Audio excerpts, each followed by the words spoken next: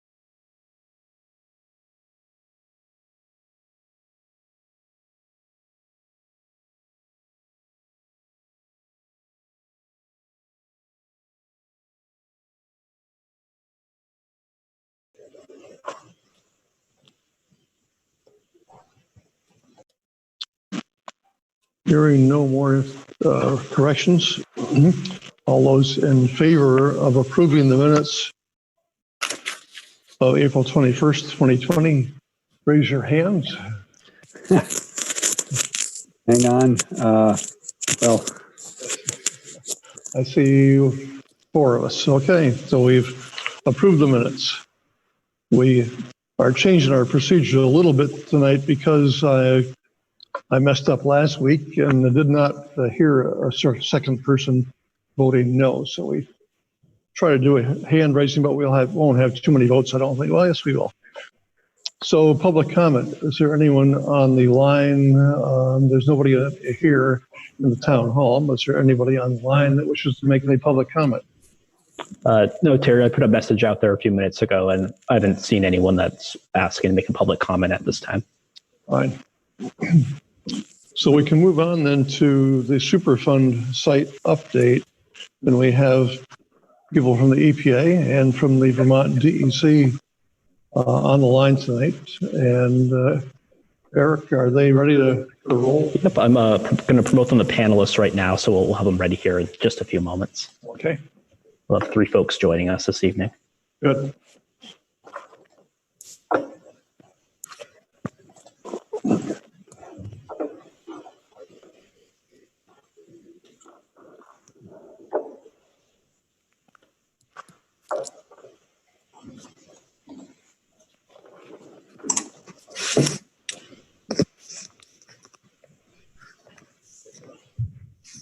Hi, Kim, I can see you. Karen and Michael, are you there? I'm here, yes. oh, hey, Mike. Did you hear me?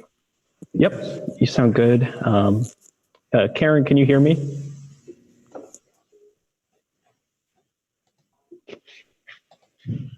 Let's see, just working on her audio.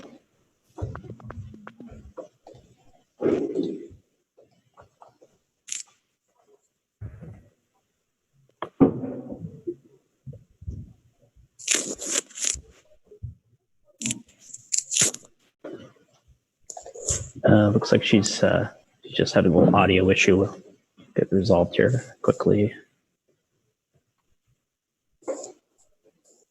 Hello? Hello. Nope. Oh, yeah, no, you're back. I had to re-click on the join by computer. So I'm here. Can you hear me, Okay. Karen? Yes, we can. All right. So we're ready for the presentation from EPA and from DEC. And Karen, Lumino? Yeah, Lumino. Yeah. From EPA, I think are you going to lead this off? I'm going to yes. share my screen. Sorry. I'll share the screen when we're ready, and then Karen will start us off, and then Okay. I'll jump in the middle. Great. So, Yeah, why don't you go ahead and share that right now? That would be good. Get that loaded up. Yep, this is Karen Lamino from the Environmental Protection Agency speaking. I'm the Remedial Project Manager for the site. Joining me as presenters this evening are Michael Smith, a Project Manager from DEC, and Kim Caldwell, who is running the slideshow. She's also with DEC. So I'll go ahead and start this. Eric, first I have a question. Are people, as we go along, should I just pause every couple slides in case people have questions, or blast through it and we do questions at the end, or how does this work? so I think proceed with your presentation, and if we're not shy, I think we can interrupt you if we have a question. Okie doke, sounds good. So this picture is actually how EPA found the building when it first became listed as a Superfund site. So for those who had driven down Commerce Street, I guess it looked like this for 20 years after my tech left. You can go to the next slide, Kim. And the one after that. Okay. In terms of background, when Eric reached out to me to get an update on the groundwater at the site, I thought it would be good to give the select board a briefing on the entire site because there's more components than just the groundwater. So I thought it would be this would be the right opportunity to do this. But in terms of background, it was initially discovered that there was contamination there when in residential water supply wells in the mid-1980s, they were found to be contaminated with volatile organic compounds, primarily trichloroethylene, also known as TCE. The source is believed to be the electroplating process wastewater that was disposed in an unlined lagoon at a facility that was operating at, it was 15 Commerce Street, but it's now 96 Commerce Street, the old MyTech Systems. They operated there between 1979 and 1986 and disposed of these electroplating processed wastewater in the lagoon out back that was not lined. We also strongly believe that when they were leaving over the course of one weekend, that it's very likely that they disposed of solvents in the, flushed them down the toilet or put them down the sink. Because we've seen a plume come out from not just the lagoon, but also the former leach field. So before it became a Superfund site in 2005, Vermont A&R, now DEC, directed multiple investigations and actions out there. Public sewer and water was brought in. Groundwater monitoring wells were installed to do investigations. There was a vapor intrusion study with mitigation that was required in one home on South Burnell, and excavation of contaminated soil from that former lagoon. But as I say, it got bumped up to us at the federal level, and it was listed on became a Superfund site listed on the National Priorities List in 2005, which makes it eligible for public funding for cleanup. Okay, Kim. So the remedy that we saw, I don't know if, hang on, can everybody see the entire screen? Yes. Yeah, okay. Well, on my screen, I guess I missed the final bullet, which was just to say that although it was listed in 2005, we selected a final remedy in September 2015. And the remedy consisted of three primary components.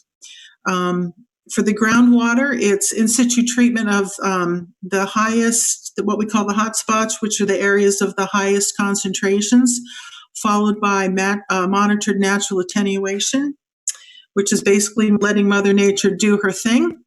The plume is about 70 acres.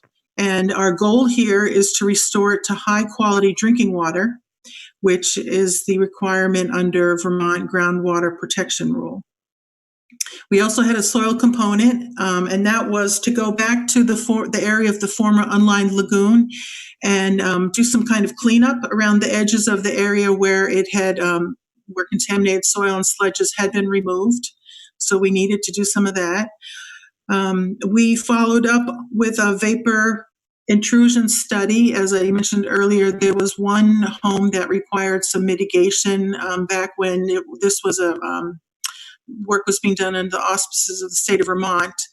Because things change, plumes can move, standards can change.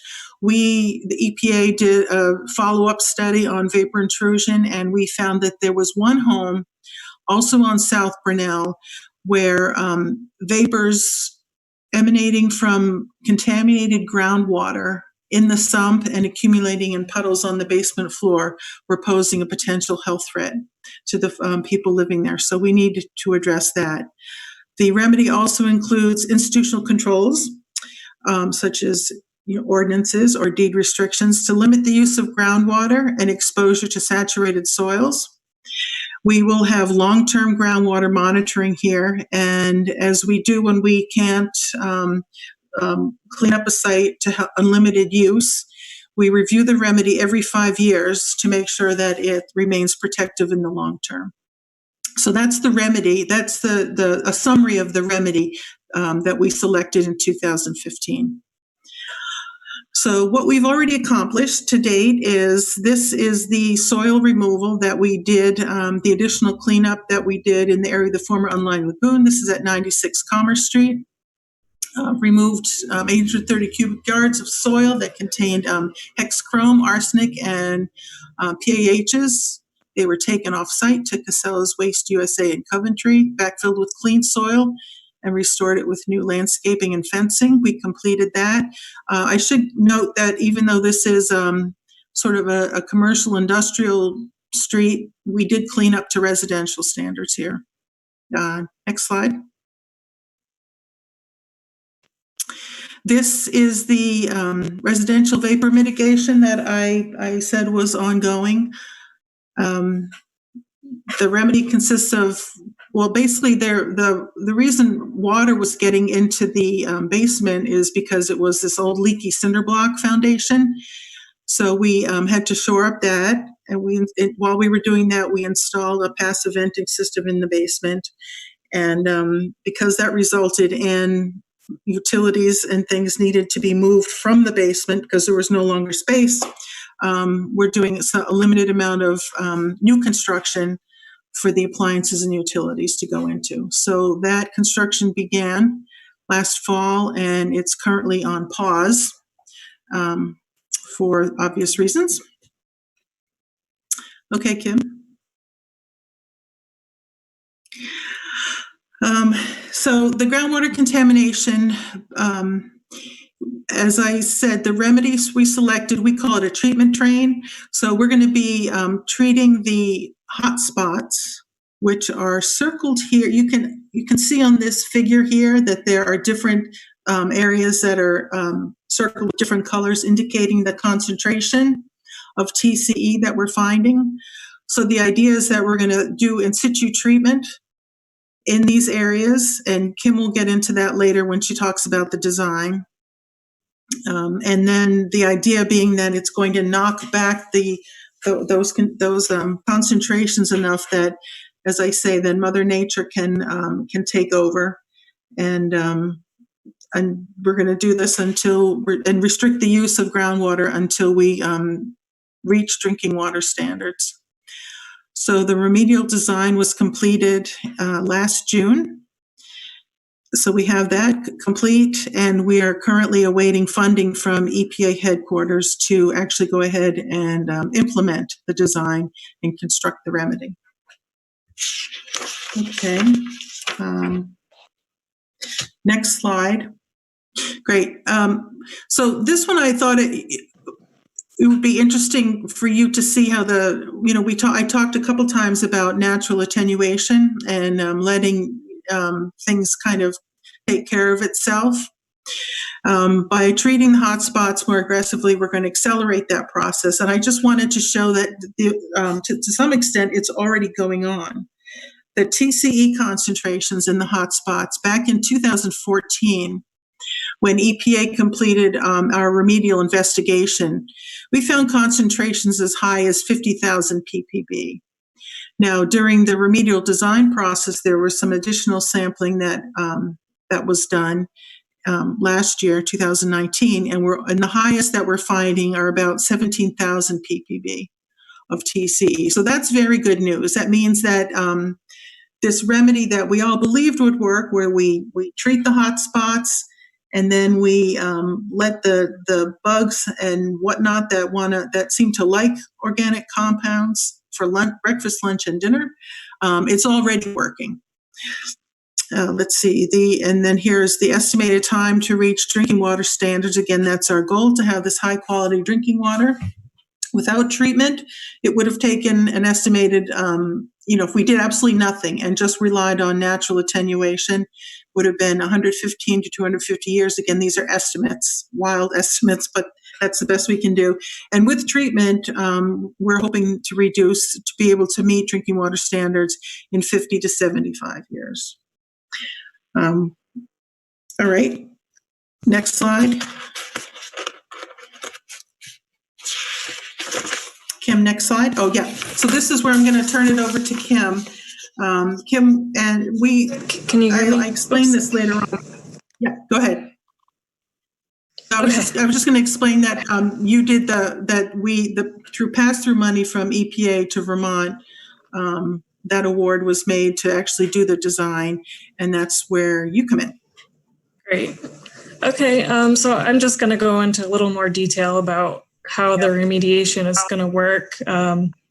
Karen showed the map that laid out where the biobarriers, we're calling them, are going to be installed. And within the hotspot, we're actually going to be installing barriers made up of many injection wells that are installed in a line, and that will be injecting water and vegetable oil and microbes that will eat up the contamination. And as the groundwater migrates through those lines of wells, it'll be remediated. But then downgrading it, rather than installing a couple hundred wells throughout the site, we're actually going to use this trenching method. So these are in the pictures. You can see this big piece of machinery that's called a continuous trencher, and that will actually dig the material that's there while simultaneously installing sand and gravel and other materials that will treat the contamination as groundwater moves through it. So if you can imagine a barrier that's about 1.5 feet wide and is installed about 100 to 200 feet long and 40 feet deep, it'll be like these permeable walls that will allow the groundwater to pass through and be treated. And so that will also include some iron filings and other material that will, the iron will cause one process to break down contamination, and then it'll also be feeding the microbes to help them break things down over time. And there will be some wells installed within the trenches, and both the wells that are installed in the hotspot and in the trenches, injections can happen later on to refresh the amendments. So the walls can really go without much maintenance at all for 15 years or so. And then as the groundwater monitoring is taking place, we can assess if future injections are needed and the timing of those.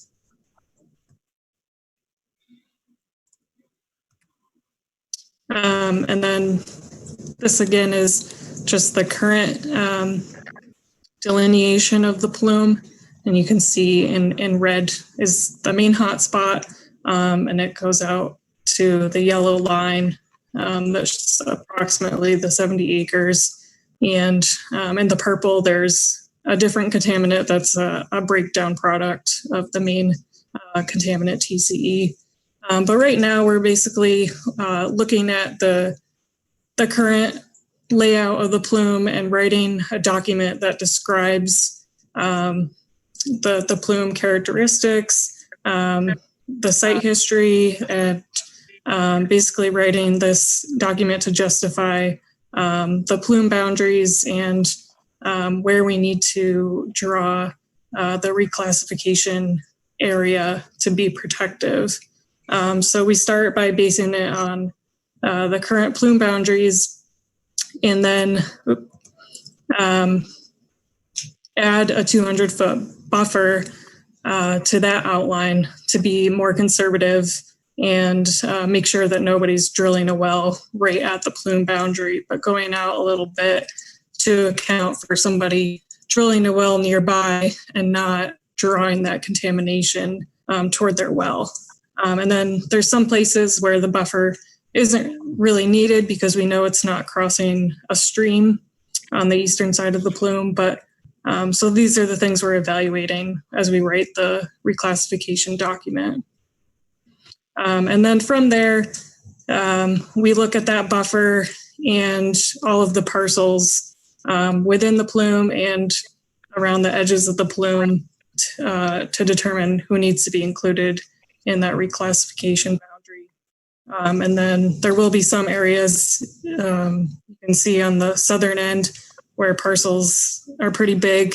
We can figure out where exactly the boundaries can be cut off and don't need to include where things cross the road, things like that. So we're just about getting pretty close at, defining this area. So later this summer, we'll be ready to put that document out to the public to review. And so once that's ready, that document that describes the plume and where the boundaries will be, a letter will be sent out to everyone that's within that area and on the boundaries. So everyone will get a letter in the mail. It'll be sent to the town clerk, to the planning commission. It'll be posted in the newspaper. And then the way we do all our public notices now is through the environmental notice bulletin online. So that's where people can go to the website and see the full document and review everything that we've posted, and they can request a public meeting, but they can also make comments by mail or email, phone, or in person if we're back to doing things in person at that point. So that's what we'll be continuing to work on. And I think Karen had mentioned, once we get this finalized and gets through public comment, then that would be a good time for the town ordinance to be set to match the boundaries that are finalized through this process.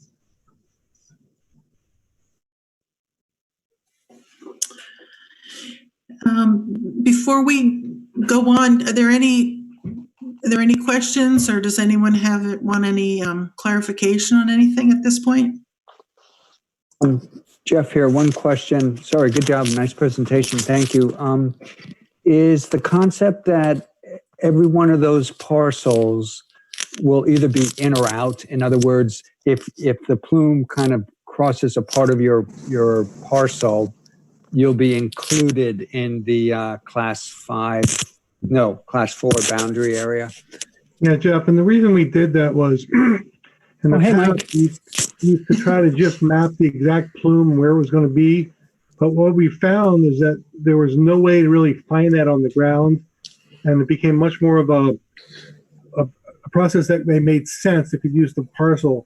Now we have a huge parcel, we can put monuments and make it smaller so you can still find the the class 4 on the site. Now, the class 4 is really no more than a statement of fact that this is where you shouldn't drill a well. The legislature passed a law that you can now drill a well on a class 4 with the approval of the secretary. So if someone really wants to, and it's not going to cause the pollution to be worse, we can work with them to develop a way to do that.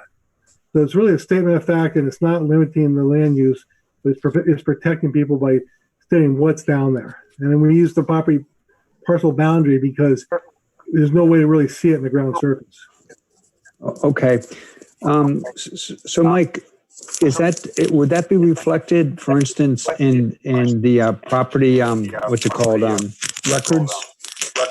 We don't know. We haven't in the past put on the property records. It's been, the way it's supposed to work is that pretty much everyone who's drilling a well has to get a permit now. And so when they put in their application for a permit, or if it's an industrial well, they'll have a discharge permit.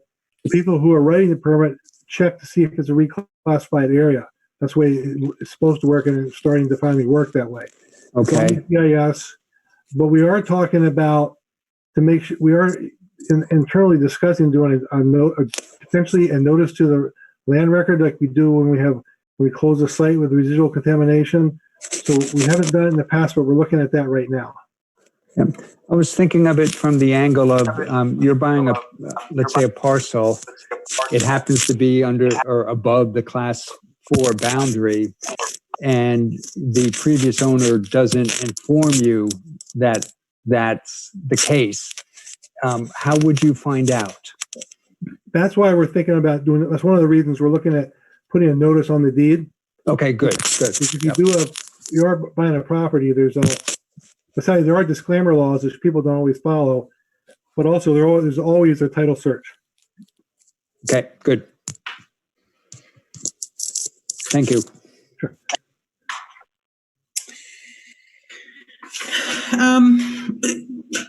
So, Michael, I didn't know that you were contemplating putting a notice on the deed for all those properties. I mean, we talked about that a little bit on the in our phone conference we had the other day. It's something we do. It's a very easy process. We have a statutory authority to do that, but if the ordinance will cover that, then that's even better. But because it will be sort of a time-consuming process, but it's not. We're still discussing the best way of doing this because we want to make sure anybody who buys the property knows that it's been reclassified. But the ordinance will actually help. Right.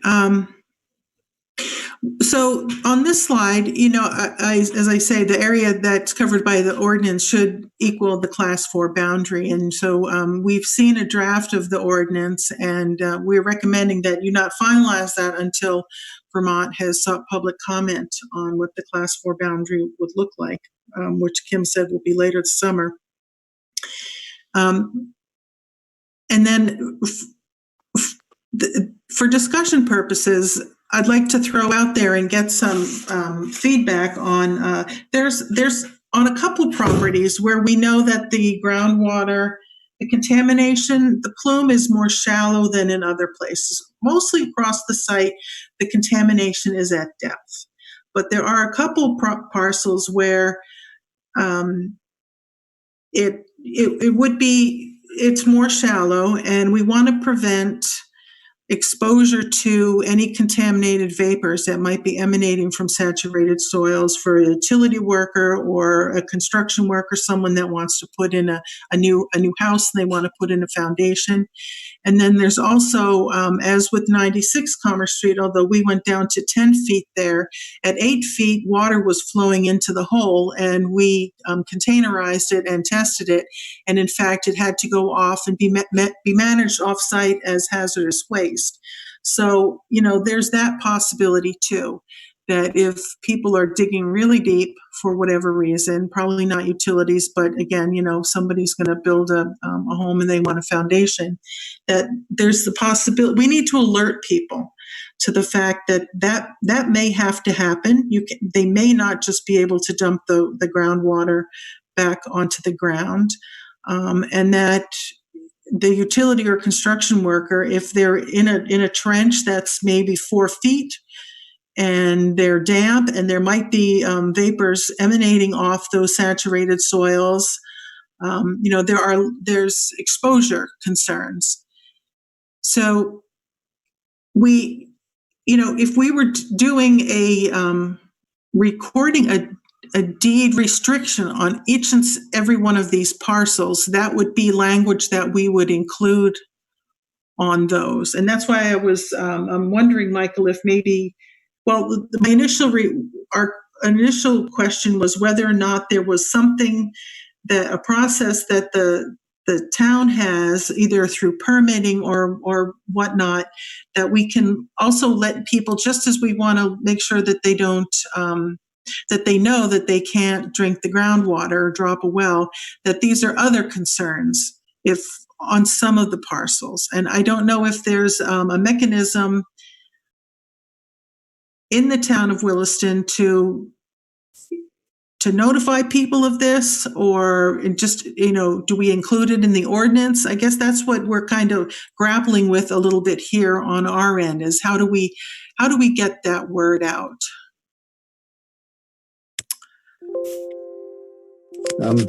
I share that concern. Yeah. And the other aspect of it is there are certain activities where there might be a town permit needed or a state permit or something like that. You could see where as Mike mentioned, if you want to drill a well, that's going to be permitted. There's a mechanism maybe to pick up on this, but what about the average homeowner who just wants to put a tree on his property and doesn't realize that he's getting close to this contaminated plume? And I don't know if there's any answer for that type of situation. Well, most of the properties putting a tree on, or almost all of them, wouldn't be an issue. It's more when you start excavating. I can think of maybe one place where digging a tree might become an issue, but most is if you're excavating with a deeper trench.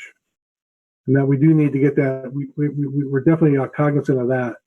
We don't know we haven't figured out how to do that yet. But other sites we've done actual institutional controls, but that involves the state taking a easement on the property, and we're probably not. That's not going to go over well right now.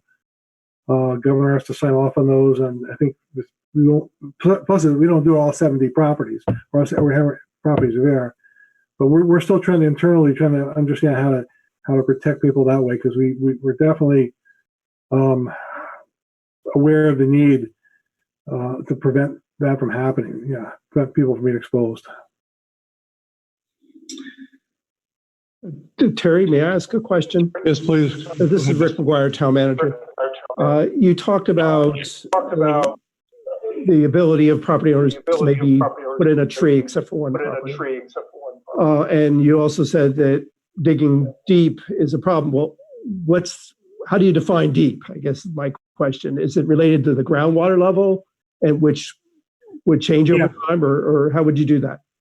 Yeah, there's most places. The top 10 to 15 feet of the groundwater is clean. There's 2 locations where the shallow groundwater is contaminated, and the shallow groundwater is in some of these areas very shallow.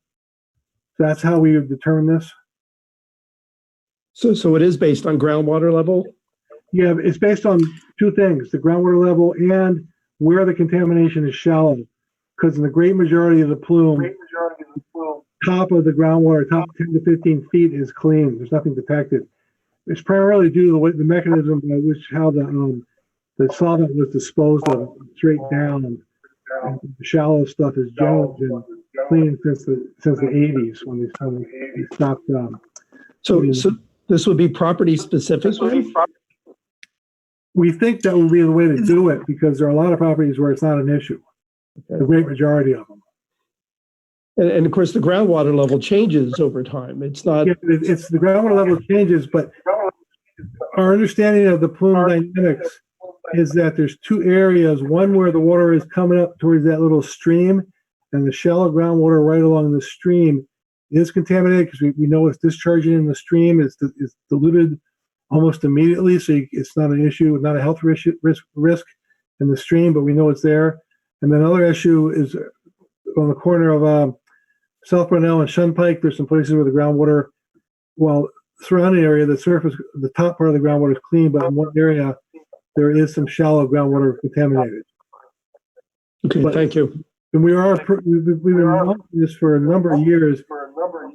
I think we have a really good understanding of the groundwater flow now. I'll be more than glad at some point to get together and we can show you some maps. And show you exactly how we know this. It'll be there's a lot of data online you can see if you're interested.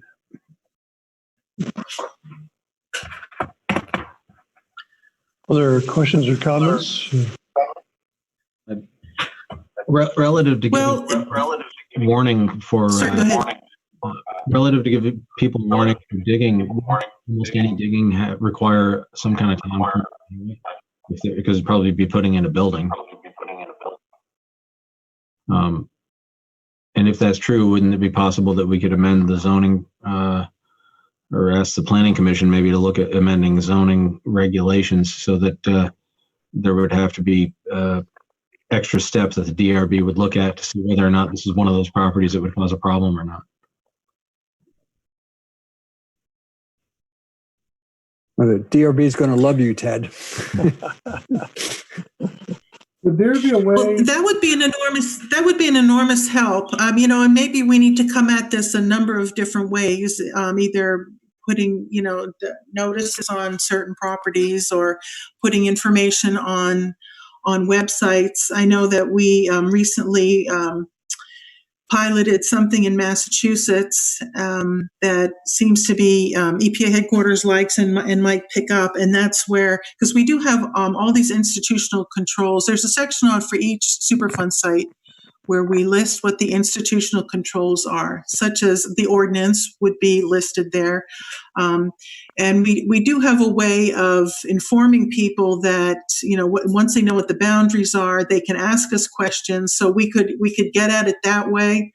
But I think the more layers we have, the better it would be.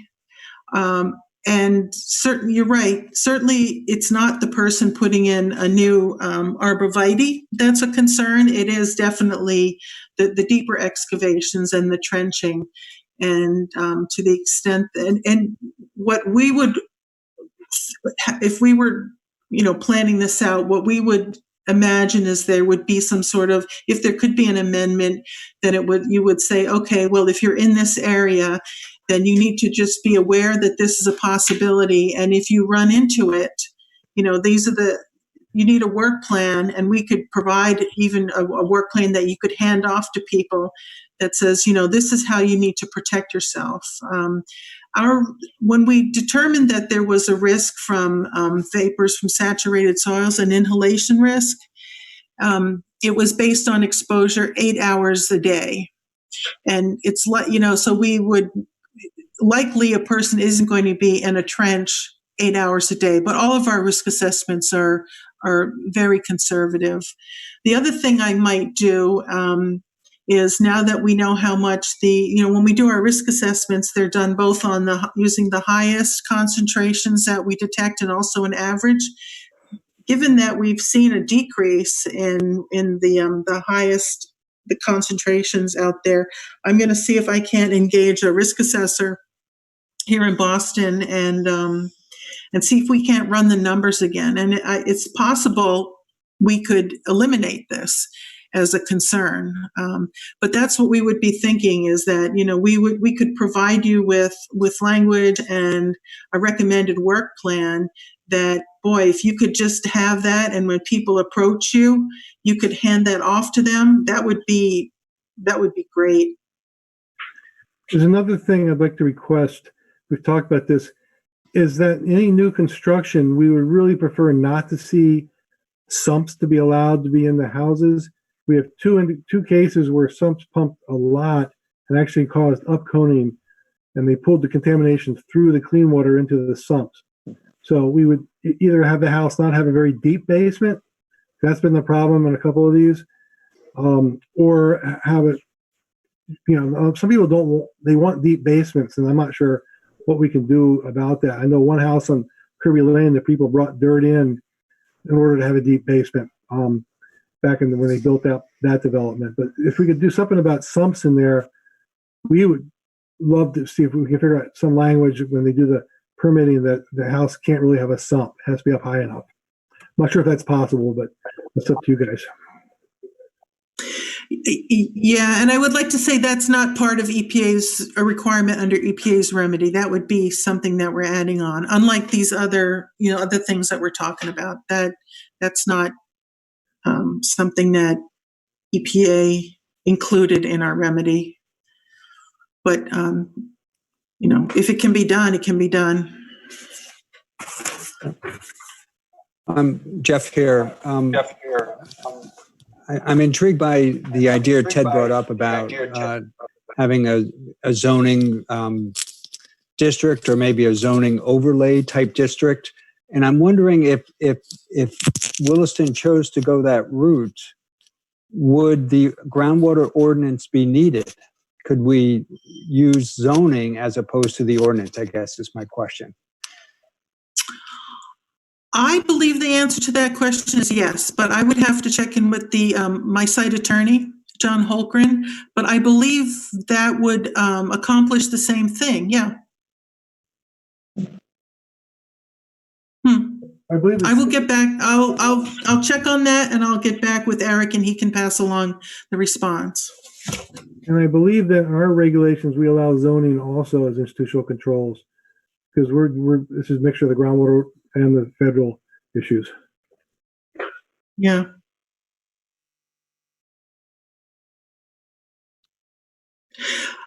I have to just say thank you for taking this up.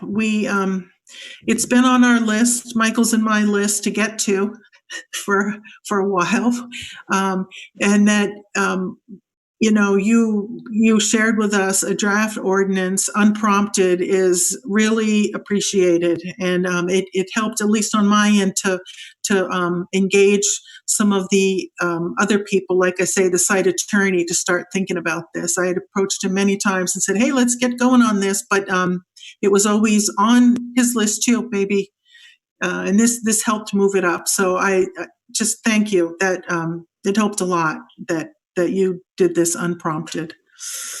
Well, this is Jeff here again. I'm usually happy to step in and take credit, but in this case, I can't. We really need to give the credit to town staff. Well, pass along our thanks. You just did. If I was there, I'd give you brownies, but I'm not there. Hey, you can come to a meeting anytime. Well, I have to say, we did a trial run because Zoom isn't one of the platforms that EPA, I cannot organize a meeting on Zoom. It has to be either Skype or we're moving into Microsoft Teams. So, I had to run up and down the chains and talk to all sorts of people.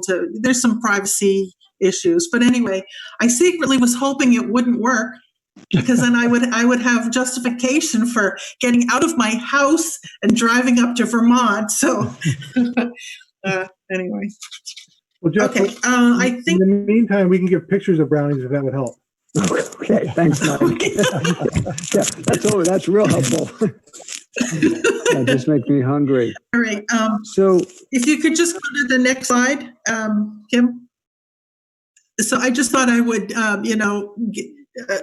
share some of the financials with you. So this is a fund lead site, meaning it's a Superfund lead site, meaning we don't have a responsible party, unlike up at Pine Street. That's another site that Michael and I share up in Burlington, the Pine Street Canal Superfund site, where we have responsible parties who are paying for the cleanup and the operation and maintenance and the groundwater monitoring long term.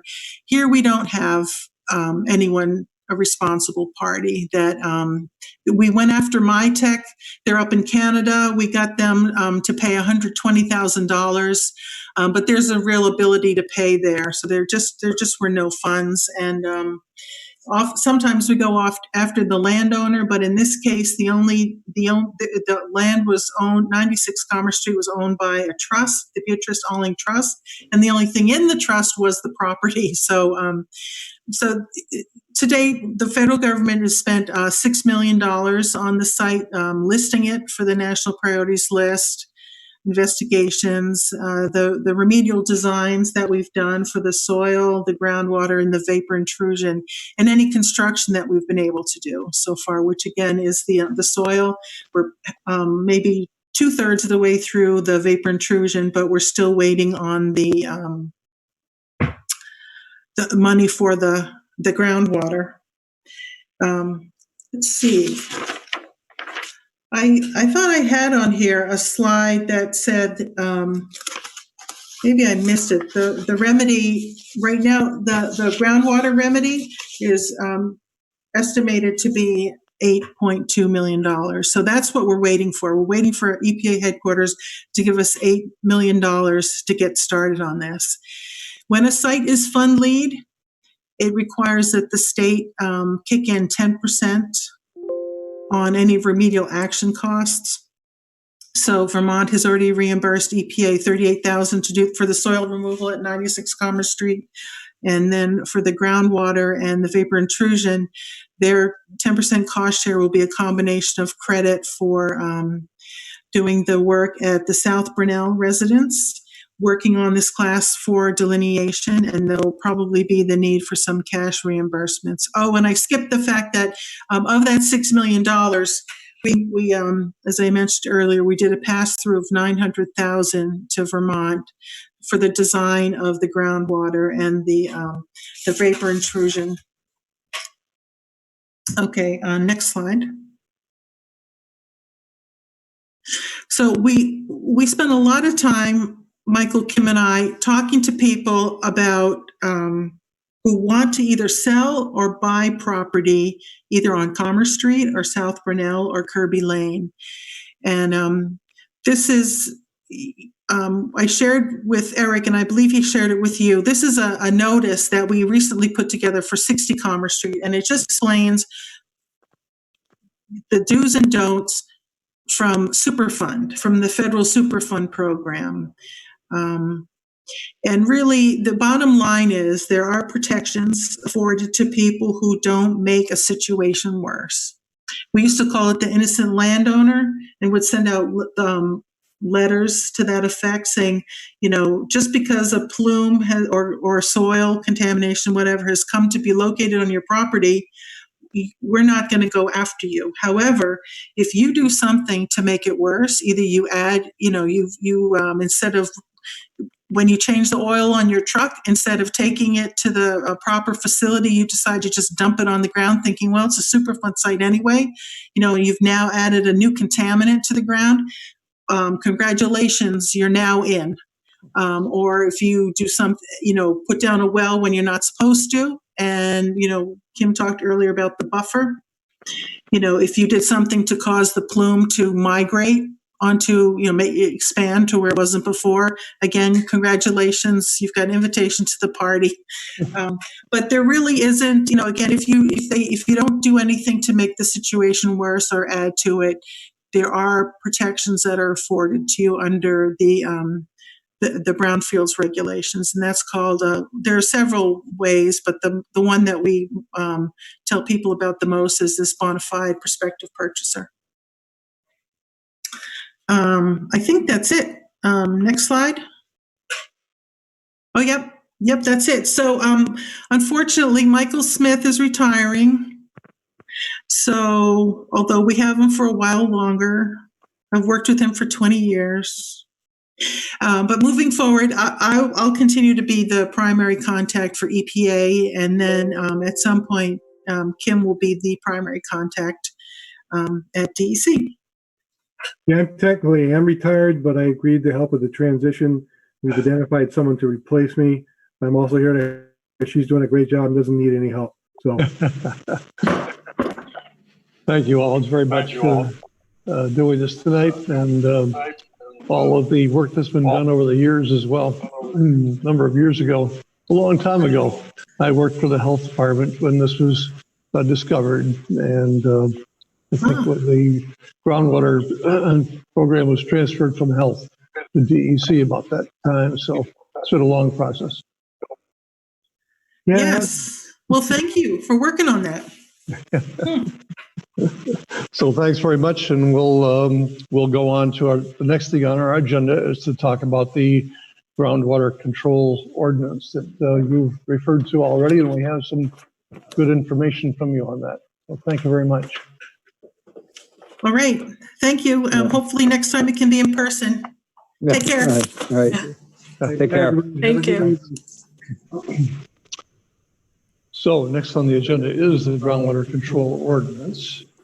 And Eric has given us a copy of what we had a month ago or so, maybe 6 weeks ago. And so we've had some discussion already from the folks from EPA and DEC about what we might put in it or might replace it with. So the goal tonight is to try to figure out what we're going to do going forward, if we're going to do anything with the groundwater ordinance or how we're going to protect the people on the site. Eric? Yep. As Terry said, the draft ordinance that we prepared a couple months ago is in the packet. And the presenters this evening spoke to that draft ordinance. Hearing the discussion, I can follow up with the planning department to look at this idea of looking in zoning to help remedy some of these issues we've spoken about this evening. I think if the board does decide, depending on what we find out, to move forward with the ordinance, the feedback we've gotten is for section 5, article 5, I believe the area affected, we would need to put that class 4 delineation in there. So would need for that to be approved timetables later this summer. Then we could move this ordinance forward if this becomes the policy vehicle the board wants to continue with, depending on what other options we have out there. Questions, comments? Just a quick, first, just kind of a question, and I don't read anything into this. It doesn't really matter to me whether we choose to wait or not, but I'm not really sure why we would have to wait for the area to be defined in terms of adopting the ordinance, because the ordinance is just going to I shouldn't say just, the ordinance will reference the area that is delineated or agreed upon by EPA and I guess DEC. So I guess I'm missing the connection of we have to wait for that in order to adopt the ordinance. On the other hand, I'm fine waiting. I don't really see a big issue with that either. Does that make sense? Yeah, it does, Jeff. I know some the folks from DEC are on the line still, and I can look into this further. If we're just referencing a document, I guess the question might be, can we reference it and adopt an ordinance before the document actually exists at that point? Yeah. Other comments? So you know, other than I do look for I don't know. Sorry, I'm going to put this on staff, but look into if perhaps a zoning type approach makes more sense than an ordinance approach. Yeah, we'd like to hear that. I don't think they'd be mutually exclusive, though. I mean, we could do both. Maybe. So once we get information back from staff, we can discuss this again. If there's nothing else on this one, we move on to the budget requests for stormwater, sewer fund, and water fund. And I think Bruce and Shirley are going to join us in this discussion. I'll have them here momentarily.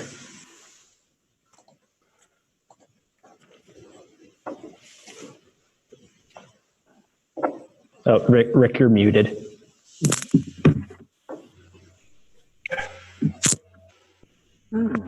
Oh, I had the button pushed down, but I'm going to put up the budget on a shared screen as we go through it. So, good. Does anybody else want to comment on the fact that Bruce's name is Allison? My alter ego. I thought it was your middle name.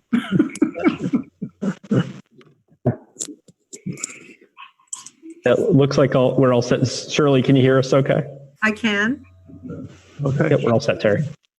All right, then we have three different documents, at least three different documents in front of us regarding the various budgets, and perhaps should go through and explain what your recommendations are for us as far as each of the funds. So are you talking to me? You want to start with stormwater? Why don't we do that? Okay. So the stormwater budget, well, Terry's correct. There's three different ones, obviously. Stormwater, water, and sewer. We'll start with stormwater. We provided a little update at the very beginning so that you could see where we're at with the expired stormwater permits. And you can see from that we've actually moved ahead quite quickly, a lot quicker than we thought we were going to, which is a good thing. The remaining expired permits, it says down there, included Coyote, Meadow Ridge, Pleasant Acres, Turtle Crossing, Whitney Hill. I should say that Meadow Ridge is all but done. They're very close to the end. Should be finished up this summer. Everything's built. So now it's just a matter of a few warranty type items and those kind of things, and Meadow Ridge will be completely done. The other ones are still working on, and then the non-residential ones, actually two of those are, schools, Taft Farm lots. I know that that's being worked on, and the Hillside East, I'd have to look into a little bit more to let you know exactly what's happening with those. But on the second page, then you can see it goes through the monies that we've gotten in grants to date and what's been distributed. And in addition to the grants, the over $1 million low interest loans that have gone to help get these permits up to speed so that we could then take them over and take the maintenance issues over for the private residential owners. And then we have the townwide watershed improvement program, and we'll be seeing both of these anyway later on when we talk about capital. But that's the program that was put together with a great big long list of items that need to be done. And we've done quite a few of them, 11 out of 31. So still a lot to do there, but that's not a bad start for 5 years. And there's a lot of those projects that are kind of public-private that are on private property. We have some work we'll have to do with them as well. As far as the budget itself is concerned, there's not a whole lot of changes here. I am happy to say that unless things change now because of the state of the world we're in, we were supposed to get the $25,000 utility incentive again from the state of Vermont, B-Trans. Last time I talked to them, they told them that was in the bill and we should see it, but who knows what will happen now. That was before the crisis that we're in right now, so that may change. Other than that, there's no real large significant changes in the stormwater budget. I'm sorry, go ahead. Oh, sorry, that was me. Bruce, the only question I had, and it didn't actually come out and say it somewhere, will the fee change in fiscal year 21? No fee change in stormwater. Okay. We started, when Rick and I worked on this, when we were starting this whole program, our whole goal was to hopefully not have an increase in the first 5 years. And that's certainly the case. There's not going to be an increase. And, without getting too far ahead of ourselves, I would say that the way things are going in this program, that's probably sustainable for a few more years without having a major increase. But once again, with what's going on in the world, who knows what'll change in the year we're coming into. So. Okay, good. Thank you. So I'd like to do these one at a time, and there is unless there's more questions or comments, there's a motion provided to approve the stormwater fund. I'd move to approve the stormwater fund operating budget for fiscal year 2021 in the amount of $781,090 and capital program for fiscal years 2021 through 2026 as presented. Is there a second?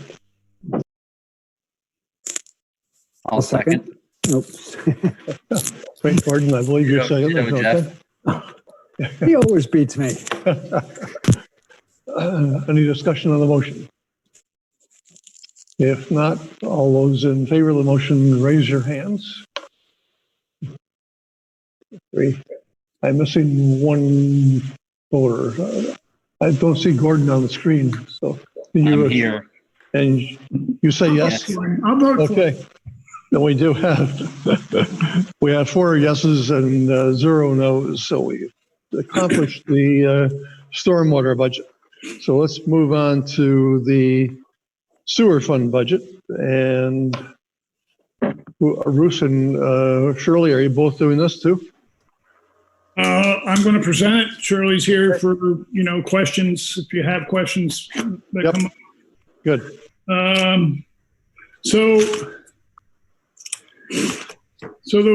For the sewer budget, I gave you a letter of transmittal that explains some of the items.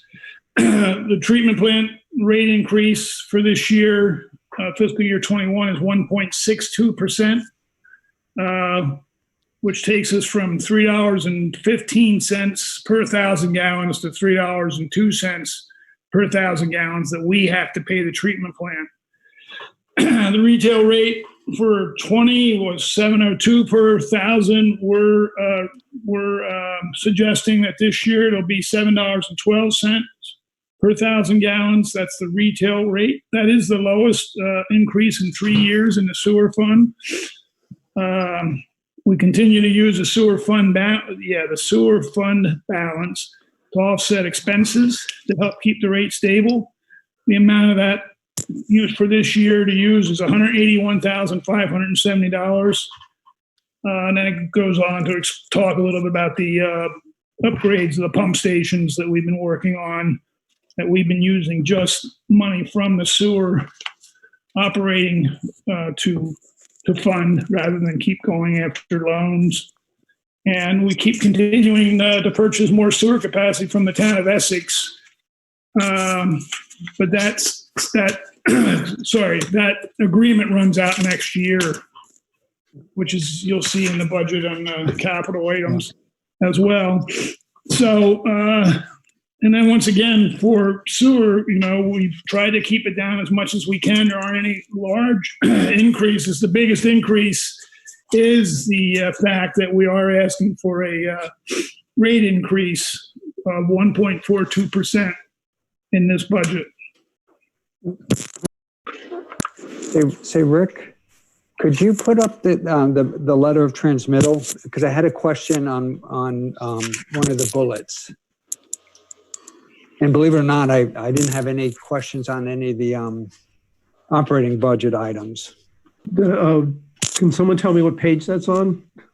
I don't have a page number on mine, Rick. It was a separate.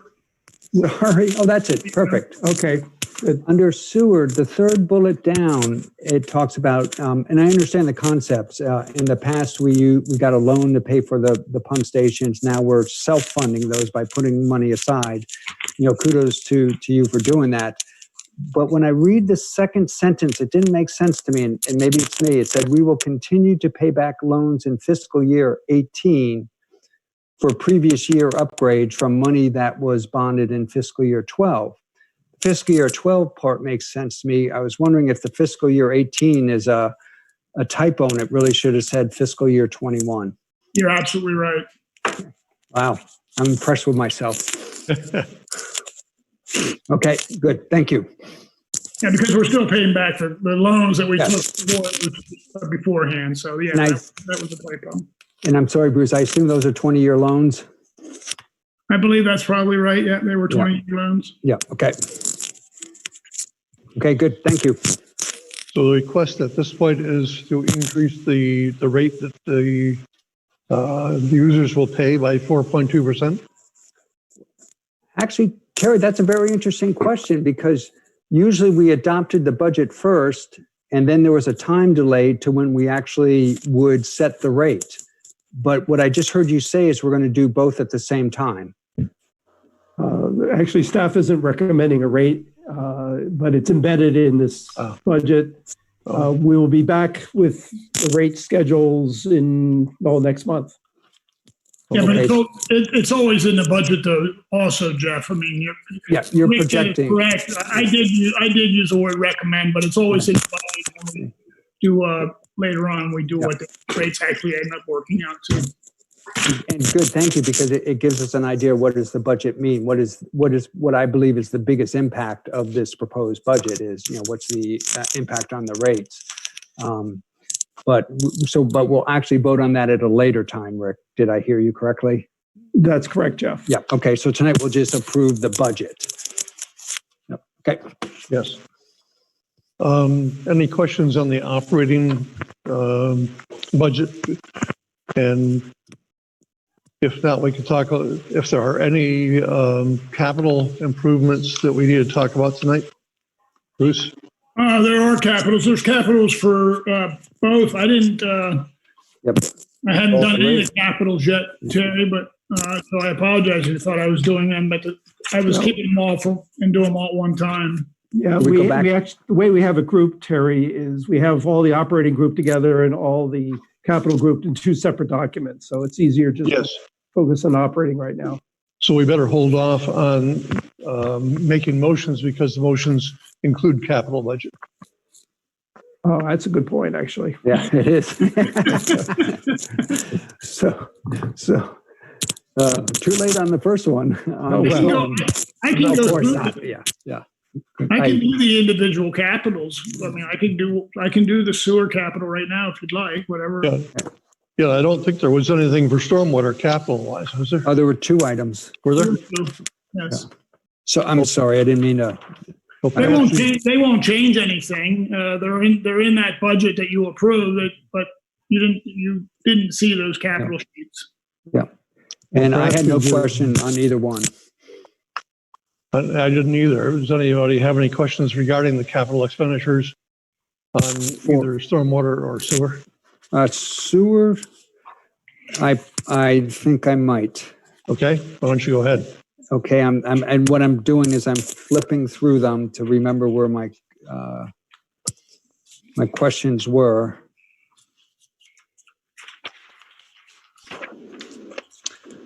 I'm on the one titled Sewage System Infrastructure Upgrades. It looks like Lisa put this together. And it was based on an analysis done in 2017. And the question I had is, it identifies one project and shows funding for one project, which is the Industrial Avenue Force Main. But I would guess that there's other projects that will come out of this analysis. They just aren't listed here yet. And I guess I'm asking, is that correct? No, I think you're right, Jeff. But I think we split some of these out when we did the pump station upgrades and made it a separate capital sheet. Oh, okay. All right. I will have to look back and see that there probably are other ones in there. But the industrial outforcing. Sorry, my alarm dog's going off. Yeah. That's you didn't like my question. Yeah, right. Right on cue. No, the industrial outforcement is one of the largest ones, but there could be very well next year this sheet again with other projects. Yeah. And just a quick reminder: is that being driven by the V-Trans's improvement of Industrial Avenue? No, this force main goes perpendicular to industrial. It doesn't go along the industrial. Okay, so this is just, it needs to be replaced because of age or size, capacity, Yeah, something like that. it's a size issue. Yeah, okay. Okay, that's it. That was the only question I had. Okay. Anything else on sewer capital? Perhaps you'd do the stormwater capital as long as we're doing this. Can I be back in just 1 second? I'm trying Yep. to get to this. And I had no questions on stormwater, the two capital items there.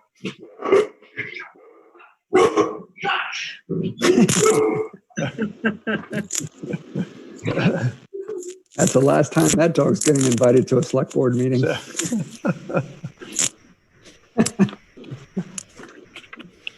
Okay, I apologize. No worries. We paid for retrievers, not sure about labs. Right, yes. So, Bruce, I had no questions on these two stormwater items. All right, great. Does anybody else have any questions on the stormwater? Hearing none, okay, then let's go on to, well, we've done the sewer fund and the capital. I'd be looking for a motion to approve the budget. Is the proposed Number 7, is that the right wording? Stormwater fund operating budget? under, we did the stormwater already, but there's a typo in the water fund budget that talks about stormwater, but we'd be doing the sewer fund budget. Oh, you're right. It's the sewer fund. Yep, that's a typo on my part. Okay.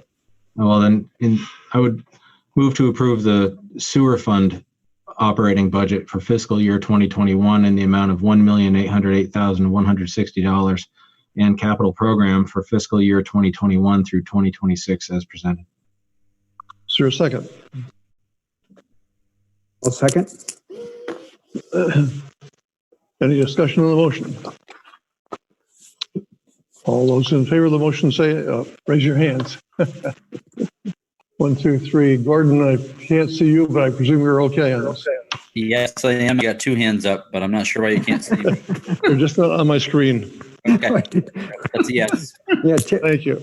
Terry, you don't count that as 5 votes. That's still only 4 votes. The other one was a Only wave. 4. Only 4. Okay, let's move on to water fund budget. Okay, so right now I'm looking back at the letter of transmittal again, just to go through items, but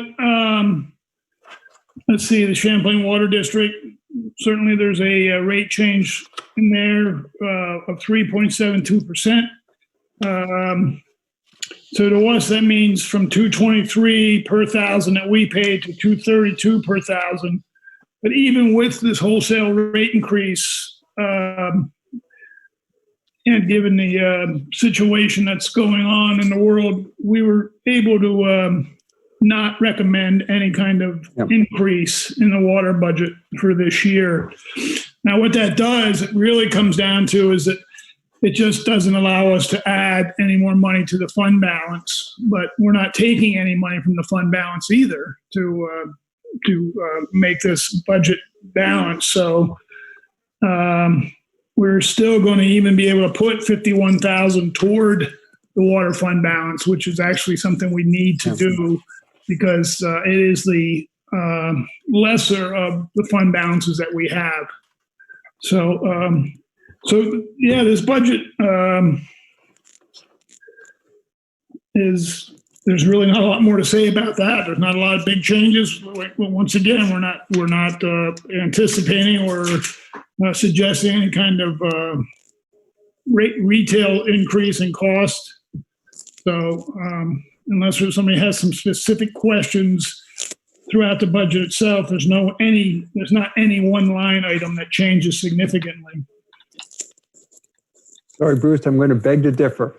It's the very last item on page 2 under expenditures, the community water system R&R. Now, we don't need to, I mean, so what I picked up on that's a new expense this year. Well, Yes, there was a capital sheet on it last year. And then I also picked up on it in the capital sheet, and I didn't know if you wanted to talk about it here or in the capital. I'm not questioning it. I just like to know more about it. No, that's fine. It's just just basically what it says is we have to do a system report on our water system as part of our requirements from A&R, and that's going to be due. Actually, I believe in late 2021, but we can, probably split it enough where we can try to fund it between now. It's between now and FY22. Okay. It's the resiliency, and I forget what the other R is for, Jeff. Risk, according to risk and resiliency. That's right. Report. Yeah.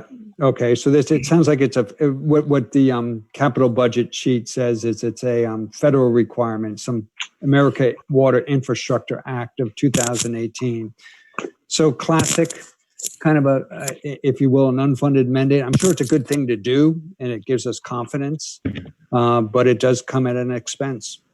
Well, we actually, we were required to do that by A&R a few years ago for stream crossings and places like that where we had to look at where we could have leaks or breaks. Yeah.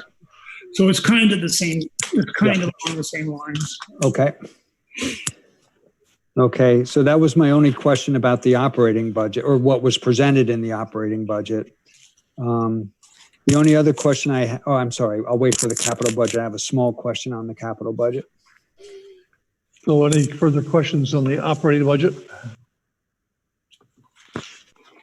Can I just point out, I noticed a mistake on the water department budget, the summary, the very first page under the revenue, those rates need to be fixed.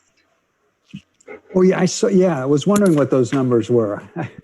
Sometimes printers print funny things that you don't anticipate are there, and they show up. Okay.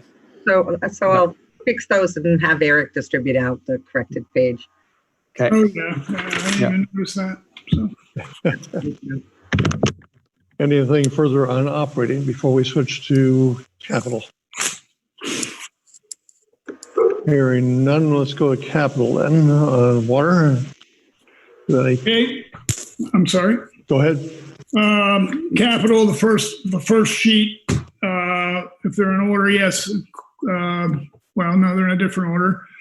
Anyway, the one that's on your screen is the community water system resilience, the one Jeff and I just spoke about. So there's a lot more to talk about that one. Do you want to go to the next one you've got, Rick, or whoever's doing the...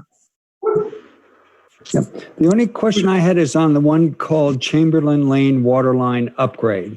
Yeah, I was going to get there. Okay, great.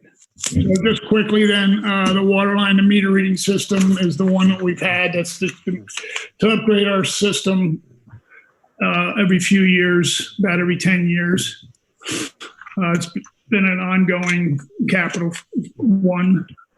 All right. The pickup truck replacement, just to pick up, to keep our equipment in the 7-year cycle. Backhoe replacement, just a portion of it for to replace the backhoe. There's one thing on here. It talks about replacement set for 3032. That's a long time in the future. Lots of little typos in this time. Yeah, that is a long time. I think I'm even going to be here still then, I hope. 2032, obviously. So sorry about that. I did. That's pretty, yeah. That's a hell of a backhoe we bought.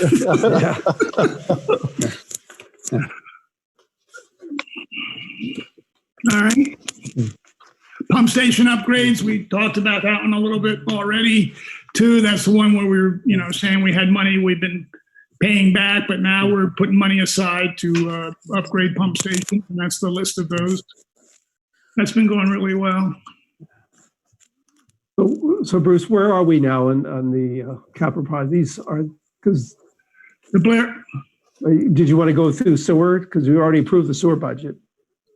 Oh yeah, you're right. We did. I'm sorry. Yeah, so just go ahead. I was just going by what was popping up on the screen. Are there any more water projects? There's the Chamberlain Lane water line that. It's, you know what? It's probably towards the beginning. It is. Very first page. There we go. Okay, Chamberlain Lane water line is that there's a section of water line on Chamberlain Lane that goes from 12-inch to 8-inch back to 12-inch. And it has to be just that 8-inch section of 600 and some odd feet needs to be replaced with the 12-inch. Okay. And has the engineering already been done for this? Not the. Yeah, I see why you're asking that. Actually, This isn't even until 2022, Jeff, but that'll be separated out. The cost is about $250 for the construction. Oh, okay. Yep. Okay. All right. And then the other question, I'm sorry. Yeah, it's okay. Go ahead. The other question is down at the bottom under the proposed sources of funding. The 2002 500. It says grant funds, but actually that probably will be a state loan package that may include some forgiveness. That's what we're hoping for. Yes. Yeah. That was just a line to put that in. We're hearing a scuttlebutt rumor, whatever you want to call it, that there might be projects that are coming out with 75% forgiveness. Yeah. Wow. So that's why we're going to look at the lamplight one in here too and explain that. But that's why that's under that. We originally were going to take this just out of fund balance, so we didn't have to do a loan at all.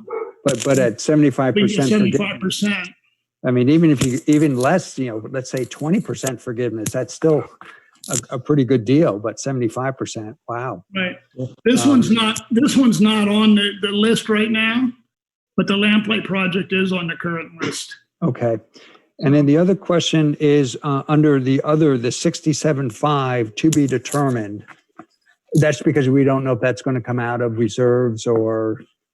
That's correct. Okay. We were making the assumption we'd probably take it out of water fund balance, but. Okay. Okay. And the lamplight one you were talking about? Yeah, I think the lamplight's the only other water one. So the lamplight neighborhood, as you all know, we did a stormwater project over there. And in the course of that stormwater project, we discovered some issues in the lamplight neighborhood. I'll come back to that hydrant replacement, Rick. So the lamplight, I'm keeping him on his toes here. I don't seem to have the lamplight project in. Okay. Keep going, Rick. The select board, you guys all have a copy for a lamplight neighborhood? Yes. Yes. Yep. Keep going, Rick. Oh, there it is. Yeah, It's out of order. yeah, it is. Okay. So once again, we did that stormwater project over there. During the course of that project, we came across valves. We don't even know what they turn on or turn off.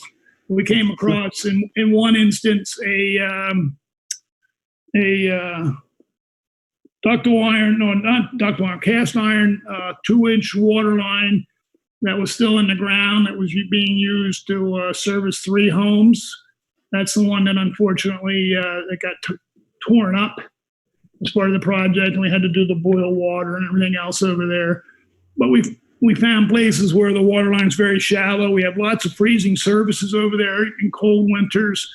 So we're just making a recommendation that that whole neighborhood sewer line, or not sewer line, water line get replaced. It's nearing the end of its life cycle probably anyway, but because of the issues we found, just especially with that black pipe that was still in the ground, we had no idea if there's more of it. There was lots of tuberculation in that pipe. It was a 2-inch pipe. It was down to about between a half and quarter inch. So I'm surprised that homes even had water pressure. So that's what this one's all about. And this one is on the Clean Water State Revolving Loan Fund list as an eligible project right now. So if they come out with 75% forgiveness at, $1.8 million. Yeah. Yeah. I mean, I'm a little bit in the sticker shock when I look at the price. It's going to be a very difficult project. The neighborhood, now and we just made it worse in some ways by doing the stormwater work we did. We just took up even more room. But there's as everybody knows right now, there's all kinds of utilities in the ground. Everything's underground. And, it used to be water on one side, sewer down the middle, and everybody else on the other side of the road. Well, that's not the way it is anymore. Okay. Any further questions on capital? You want to do the hydrant one? That's the only other one for. Yeah, please. So the hydrant replacement is just the one that we've had ongoing. It's been fairly successful too, to replace hydrants out of our inventory that are 35 years or older. Obviously, every year or a couple of years, that list keeps, the 35-year-old ones don't go away. So we've been pretty successful, and we just want to continue that going so that we can try to keep that system in good shape.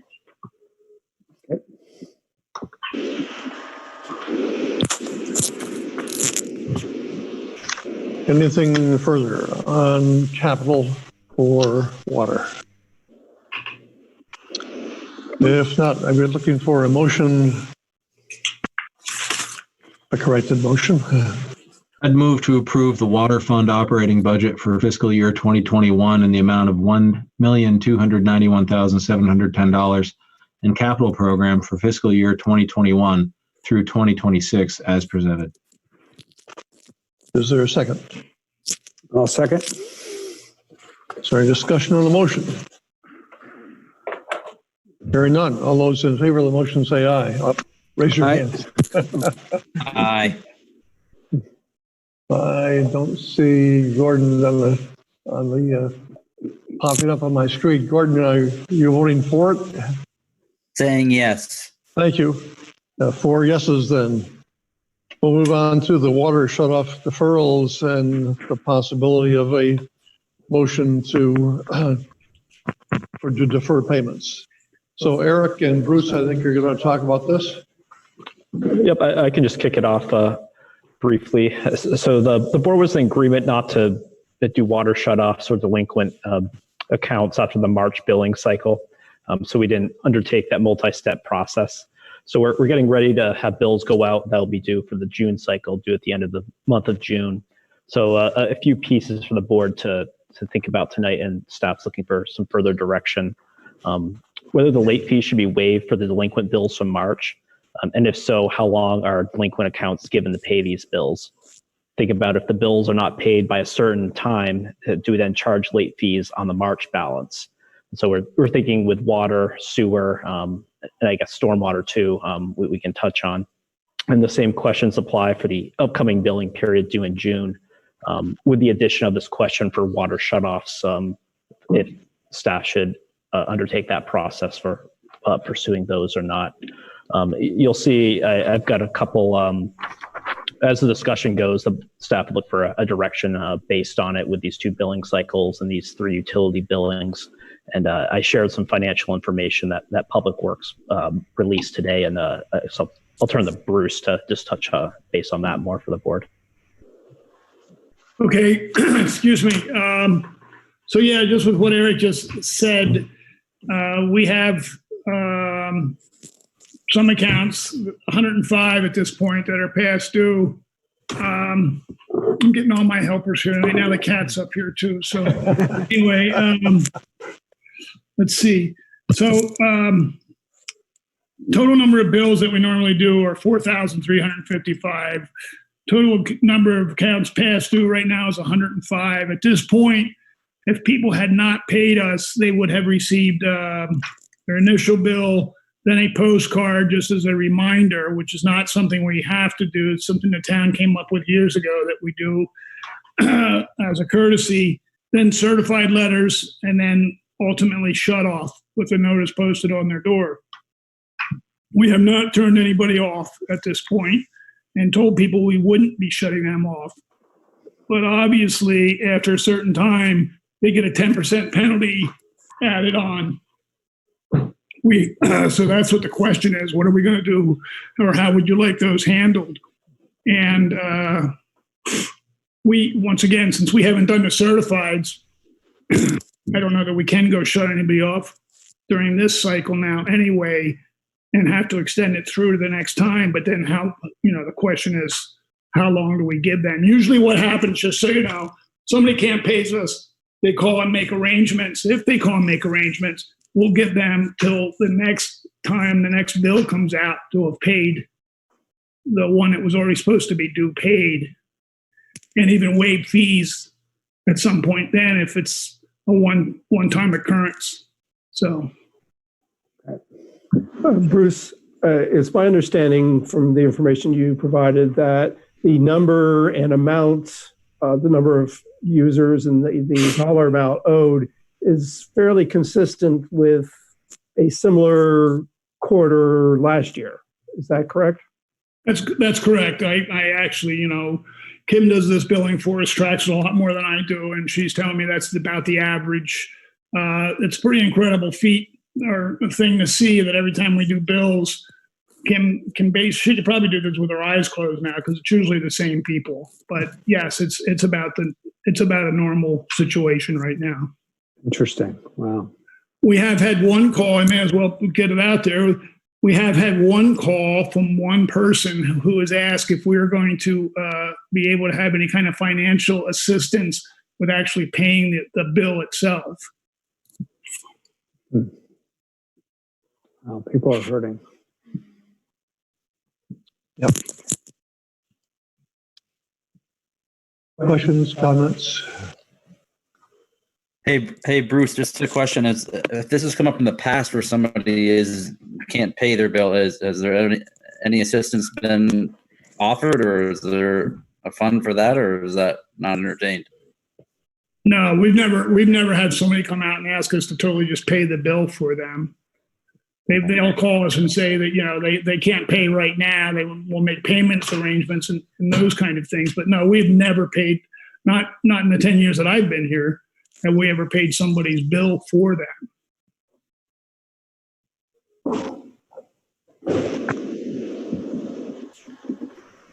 Other comments? I think we should anticipate that people will have trouble paying their bills, and that we should think seriously about not charging them for penalties because of that. I believe that we should still expect people to at some point pay their bills, whether or not they can do it on an installment basis or whatever. Terry, if I could just jump in on one thing. I'd prefer that the stormwater bills be handled totally different. In fact, I'd almost recommend no change to what we're doing now. It's a small amount of money, and the whole process we use for collecting that is entirely different than water and sewer bills. True, thank you. But it's done through the water and sewer billing system. That's correct. No. Right, but if someone doesn't pay, we don't threaten to shut off their water. Well, no, we can't. You're right. We can't. It's not going to rain on your house anymore. Right. Well, if somebody only has sewer and doesn't pay us, there's nothing we can do. Right. That's true. I was going to say, and with the stormwater, we put liens on their properties as well. But we only do that once a year, so it's right. And it's that time of year. But if they get a lien now, it's because they haven't paid the bill for the whole year, not just because of what's happened this past couple of months. That's right. Right. So other comments from board members? I think we should approve the deferral for the reasons you said, Terry. I mean, the situation is just beginning. Okay. Yes. So just so I make sure I'm hearing it correctly, we're talking about the deferrals of the penalties and interest, and does that carry through to the June billing cycle as well? I kind of think it has to, doesn't it? Mechanically. No, because those bills aren't due still. But I don't disagree with what you're saying, Ted. Those bills are going to be based on actually what they're using right now. So, Yeah. and then the big question is, which is fine. How long do we do that? Do we just do it through one more billing cycle? And then if they don't pay us during the June billing cycle, do we get them to make payment arrangements? Do we shut them off? Do we do the same thing and not shut them off, which then extends it through the next whole billing period? I mean, that's what kind of starts getting compounded here. Yeah, but that's not an issue we have to address tonight, right? Do not. No, I would say not. I don't even, it's just a matter of when people call us and ask us, we can certainly say that based on the bill that was due March 30th, that there's not going to be penalties and interest at that point. So sure. The question I'm kind of grappling with is, we know the governor's emergency orders in effect till what? Is it May 15th? And who knows what's going to happen after that? It'll probably get extended in some form or fashion. We could tie it to something like that, but I think the issues that are causing people to be unable to pay are going to go well beyond when any governor's executive order finally expires. He finally rescinds it. And so I think we need to think in the long term that people are going to be affected by this pandemic for months, if not years. And I'm not suggesting we do something for years yet, but as we're coming up with what is the right way to deal with this, it's not going to be a short-term problem. It's going to be a long-term problem. Does that make sense? I guess the only thing I would say, I mean, I agree on that part of this conversation, but I certainly agree with that. And going back to what Ted said, we don't have to make that decision right now. And one other thing you have to remember is that we're paying for the water. So it's not even like we're producing it, which would make it even cheaper for us. We're the town. So everybody else in town is paying for this water just for the individuals, just saying that this is an average of where we're usually at 105. When we get down to the end of this, if we shut off 3 people is unusual. And then they come in and pay us, obviously, when their water is shut off. So it's not something that we carry a number for a long period of time at any point. But just once again, remember that we are paying for the water. So Eric, I guess I'm going to ask you a little bit. Are you looking for because if I look at, if the board was at the bottom of your email, you're looking for some guidance, and you do talk about, if so, how long are delinquent accounts given to pay for these bills? Are you looking for us to provide some guidance on that tonight? We don't necessarily need to make that decision tonight. I think the board can look at this March billing period and then the billing period we're approaching for June to think about whether the fees are going to be waived, and then the shut-off piece in June as well. But this is definitely an issue that we'll need to come back to if the board doesn't have a decision on it tonight. Yeah. I can only imagine what's going to happen when it comes time for property taxes. We're going to be facing a very similar, if not more serious, questions then. And I'll just say, remember, June 30th is our year end, so we will need a decision about what happens with the penalty and interest. Okay, good point. I think we'll be setting a tax rate also between now and 1st of July. Mm-hmm. So I don't think we need a motion tonight then, but we need to keep this on our list of things to take care of as we go forward and see what the pandemic does for people in the town. So I think I just need to be clear. Are you saying that for late water and sewer bills that we will continue to charge the penalty and interest, or we will not for the invoice the bill that was due March 31st? Or What I heard was we're not charging penalty and interest. not? Okay.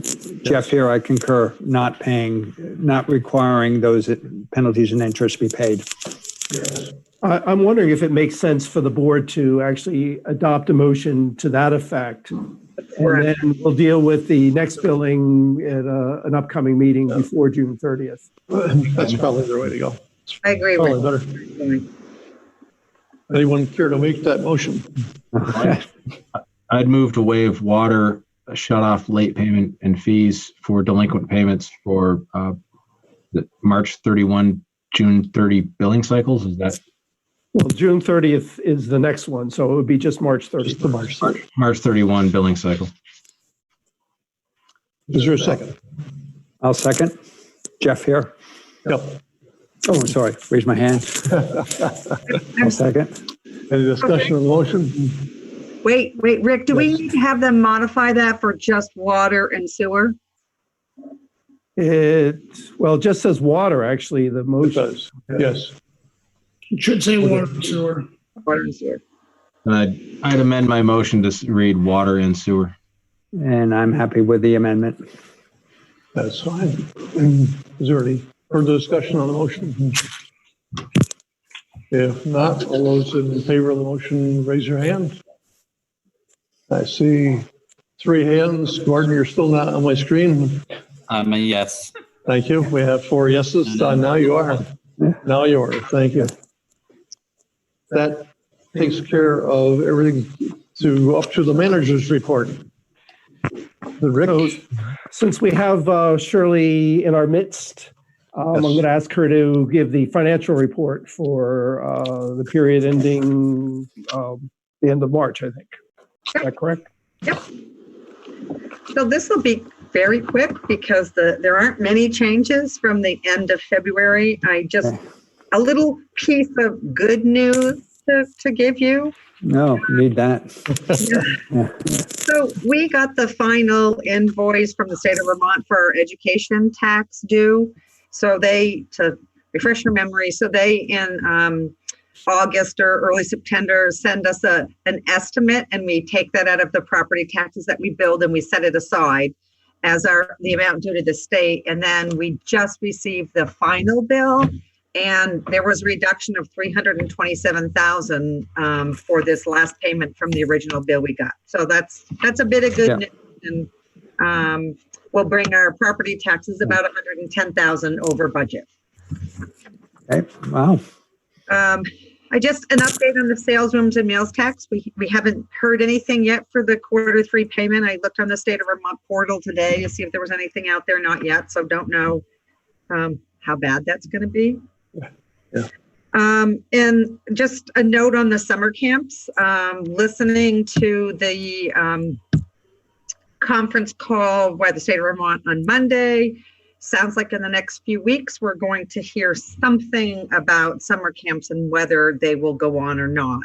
So that will affect our revenue significantly in the recreation department. And the only, in the general fund, the only thing I'm going to point out about the expense variance is in the rec department. You'll see they're only at 48% of budget, but I have bugged the school district 3 times today. They finally responded with an invoice for our facility fees. So you'll see that jump up in the month of May. In month of May, we'll have paid the $125,000 we owe there. And just a general comment about water, sewer, stormwater. Right now, all of those utilities are generating excess revenue, and I don't see that will change prior to the end of June 30th. We have one more billing that will go out this month, and the one we've been talking about due at the end of June. So just looking at those and doing a little projecting, it looks like those might all be favorable to budget, hopefully. So or a little excess revenue would be good there too. And that's all I have to report, unless you have questions. No, good, thank you. Thank you. We usually get something from the state on the rooms and meals tax in roughly mid to late May, I think. Is that correct? Yeah, it usually comes about mid-May. So anytime, I was hoping we might just know something a little earlier to where we were at, but no go. Right. Thank you. Any further questions for Shirley? Okay, thank you. All right, I'll move on then. And I'm going to look to Eric to address the next issue I wanted to touch on. And it's an effort I think we may have mentioned at our last board meeting, but there's been significant progress since then. And that's our volunteer program for making masks. Oh, yeah. Eric, thanks, Rick. I was able to get a good partnership with Vermont Teddy Bear. They're putting together these kits with material and elastic to create 48 masks. Actually, I brought show and tell here on me. And so I put a call out to folks in the community that wanted to get involved in this effort to put these together. You just need a sewing machine and thread. And the arrangement I made with Vermont Teddy Bear was the town could keep an amount of masks for our needs. And we foresee having these available for free at town facilities, maybe some other nonprofits in town, and also to give the staff here. And then other masks will go to this larger statewide pool. Vermont Teddy Bears coordinating to have 125,000 masks produced for frontline workers and Vermonters in need. So I put a call out for volunteers last week. I had a number of folks who were looking to get involved from the start of this crisis, and also follow up some other networks in town. And I've been really humbled by the amount of folks who wanted to get involved with this. Wow. We have 60 volunteers so far, and just really speaks to the strength of our community and everyone really pitching together to help out their neighbors. So I delivered with some help this afternoon about 30 of these mask kits. Some are at the library for folks to pick up. I did some house curbside drop-offs, and we'll have a system in place once folks are done. I'll pick them back up and we'll get them cleaned and put in probably sandwich bags for folks, so to make sure they're clean and folks know where they're coming from. So it's been a really good effort here. Wow. Nice job. Yeah. Thank you. Eric, are you sewing some masks? I am not, but my mother's going to sew some. She was very cool. Well, yeah. So. Especially fitted for I should learn. Me too. Oh, I thought, Ted, you were going to say something. I said his mother's going to sew one that's specially fitted for people with beards. Yeah. Yeah. Okay. Yeah. All right. So moving on, there's an item that's in my written report that I put in there just for you to start thinking about, and that's our big Independence Day celebration. We will be needing to make a decision fairly soon on that issue, and just wanted you to start thinking about it. We'll have more information at an upcoming meeting, either the next meeting in May or perhaps the first meeting in June. And of course, included in that is the fireworks display, and of course the parade and all that goes with that. So something to think about. Yeah. Another thing I wanted to mention is the federal census that's underway. We just got a report from the census people, and turns out Williston residents are doing a great job of filling out the form. We have the second highest return so far of any town or city in Vermont, and we're on schedule to match our rate in 2010. Which was, I guess, an 85.7 response rate. And we're hoping to maybe get a little publicity at this point and encourage people who haven't already fill out the forms to complete it, because this is an important part of our process for the federal government, and a lot is riding on this. And so Willison needs to, Williston residents need to fill out those forms. So if any member of the board who hasn't done it yet, please make sure you get it done. I'm done. Good, thank you. And you probably all saw the recent publicity this past week on our newest member, our police department. His name is Duke, and he's a therapy dog, and he's off to a great start, although he looked like a little slow there for a lab. I don't know, but I guess that's good for a therapy dog. So anyway, he's been very popular so far, and I think a lot of people could appreciate having that dog and the services that the dog will be able to provide to our community. And one final thing, which is not in your written report, we just learned about this, I think it was yesterday. The Vermont Food Bank is going to have a distribution of MREs, which are meals ready to eat. And the National Guard are involved, and they've selected the Allenbrook School as the distribution point. It'll be held this Friday, I think starting at 9 a.m. and running for, I don't have that information, how long it's going to run. But anyway, they're coordinating with the schools, and our police department is aware of it.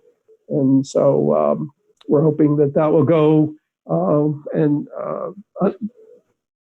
go smoothly and serve the people that really need the food from that service. And that's all I had for this evening's report. If there's any questions, I'd be happy to answer. Any questions for Rick? One final note, I distributed by email an update on the recruitment process for my replacement. And so that is proceeding as well. Yes, thank you. Saw that today as well. So hopefully things will go smoothly with that. So go ahead. Yes, we hope so too. Other business, just a couple of things that I have. I received a draft of our charter changes yesterday from the Legislative Council and approved that to send back to have a bill drafted as Representative McCullough did as well. My guess is that we might see a bill introduced as early as this Friday. We're doing Zoom meetings tomorrow and Friday for the House floor. So hopefully we'll get that into the committee by the end of this week, if not certainly by early next week or middle of next week. The education tax penalty, which will be a problem this coming July 1st. The committees of jurisdiction are both in the Senate and the House are looking at trying to come up with some solution to the problem, and they've been discussing it and have not come up with any kind of a solution at this point, but at least we know that they're working hard on that. Anything else under other business that anybody wishes to discuss tonight? Terry, just something real quick. I was approached by somebody representing a group of Lake Iroquois. They're associated with Lake Iroquois, and they're opposed to the herbicide application. Yes. And wanted to know if they could come before the select board. And I said they needed to contact Rick or Eric to get, see if they could get on the agenda. Sent a couple of letters to the editor regarding this from probably those same folks, I'm sure. Yep. So sure. I suspect so. Yep. I think we could probably do that at some point in time. I'm not sure whether there's a big hurry to do this. We would also invite the proponents of the proposal as well. Okay. I know I also saw in the Observer there was some feedback in opposition, Jeff, that I read. Yes. Yep. Just for your information, the town in this particular case is not an applicant for this. Right. It had been in the past, but this time around it is not. But we are providing financial support. So yes. Okay, good. Thank you. Anything under other business? I would request the motion now to go into executive session to discuss the police collective bargaining agreement. I would so move, and also invite Eric Wells and Richard McGuire to attend, unless Shirley needs to come too, and then I'd offer an invitation for that. Thank you. Is there a second to the motion? I'll second. Is there a discussion on the motion? If not, all those in favor, raise your hands. 1, 2, 3, 4. Okay. We have it. There's no opposition. Now, So Eric, we will be, I have a question. There is a chance that the board might want to make a motion after executive session. So we Yes. have to come back into session. yes. And so I don't know how that's going to be handled. Would we come back to this room? Let's see. If I can restart the meeting after I think of this. Can you stop the recording and when we leave the meeting and then come back in and restart it? Right. Or does that? See, Channel 17 is an attendee. Yeah, let's see. I think what I can do is I will pull. Folks, bear with me for a second.